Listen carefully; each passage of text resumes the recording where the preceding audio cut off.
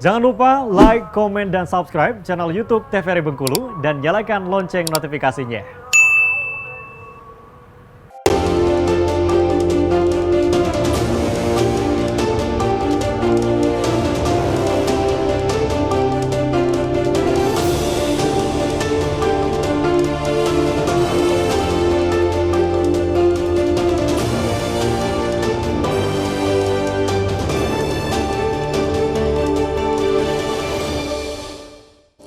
Terima kasih Anda masih bersama kami di Berendo TVRI Bengkulu dengan tema kita hari ini terkait dengan sadar hukum. Nah, tadi kita sudah bicara ya Bang ya, terkait dengan kasus hukum yang ada di Bengkulu itu mayoritas sebenarnya yang tergolong tinggi juga itu kasus bullying seperti itu.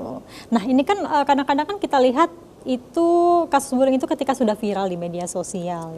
Mereka dengan videonya gitu, apakah itu memang disengaja dan diposting dari pihak mereka atau itu termasuk kebocoran? Biasanya itu latar belakangnya seperti apa Bang?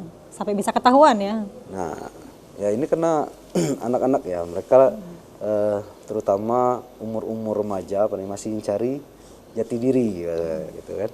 Masih mencari jati diri dan mereka pengen terlihat eksis gitu. Pengen terlihat wah gitu kan.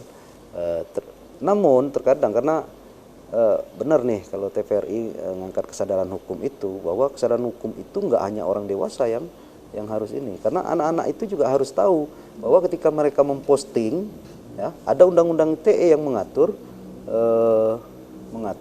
melarang orang sembarangan posting gitu kan. Nah,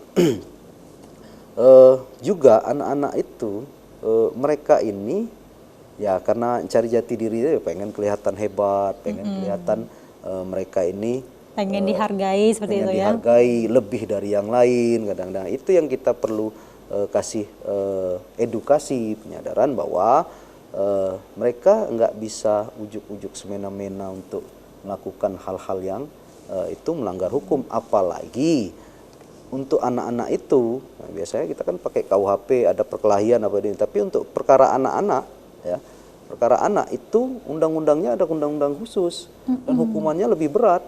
Nah, itu yang harus dipahami oleh adik-adik kita.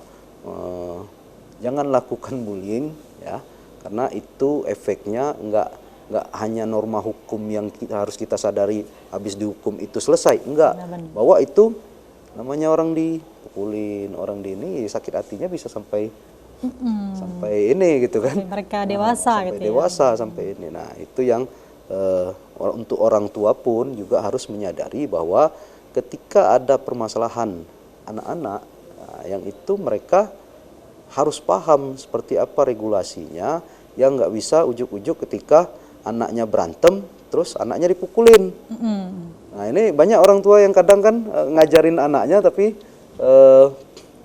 lewat kekerasan juga. Ya, nak kalau dipukul, pukul balik gitu misalnya. Iya, malah diajarin juga. Malah diajarin seperti itu ya. Nah ini yang sebenarnya maksud negara kita, kenapa mengatur itu, berharap anak-anak yang sekarang itu bisa jadi masa depan bangsa. Yang mereka bisa memajukan bangsa ini lebih baik lagi. Balik-balik ke peran orang tua ya, bagaimana cara mendidik anaknya. Kalau misalnya orang tuanya mungkin sering berkelahi di depan anaknya, itu kan bisa jadi cerminan sang anak ya. Cerminan, betul. Kalau soal TKW ilegal seperti itu Bang, yang memang mereka pengen cari nafkah tapi jalurnya tidak secara ini ya, dari jalur pemerintah langsung ya, itu kan kalau untuk perlindungan hukumnya termasuk juga soal keselamatan mereka di sana, berarti itu belum terjaga ya jika memang ilegal seperti itu. Nah, kalau tapi kita bahas setelah jeda berikut ini Bang. Tetap bersama kami di Berendo TVRI Bengkulu.